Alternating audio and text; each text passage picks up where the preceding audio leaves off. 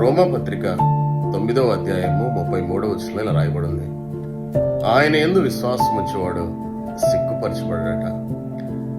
మన గురి ఎప్పుడైతే పరలోకం పైన స్థిరపడి ఉంటుందో, దేవుని వాక్యాన్ని మనం ఎప్పుడైతే బలంగా నమ్ముతామో, యేసుని మనం హత్తుకుని ఉంటామో, ఆయనతో సహవాసం చేస్తామో, ఈ లోకంలో కలుగుతున్నటువంటి నింద, అవమానము, అలాగే శ్రమ, ఇవేవి నేను బలహీనపరచలేవు, నిన్ను పాడు చేయలేవు, నిన్ను కృంగతీయవు, నిన్ను ఏమాత్రము కూడా సిగ్గుపరచబడవని వాక్యం సెలవిస్తుంది. ఎందుకనంటే నీతిమంతుడట విశ్వాసం మూలంగా జీవిస్తారట. మై ఫ్రెండ్స్, వినండి, దేవుణ్ణి కలిగిన ఆ గొప్ప అనుభూతి, ఆ పరలోకపు ప్రేమ, ఆనందము దేవుడిని హృదయంలో పరిశుద్ధాత్మ ద్వారా కుమ్మరిస్తాడు. కాబట్టి నింద, సిగ్గు ఇవేవి కూడా నిన్ను బలహీనపరచలేవు. కాగా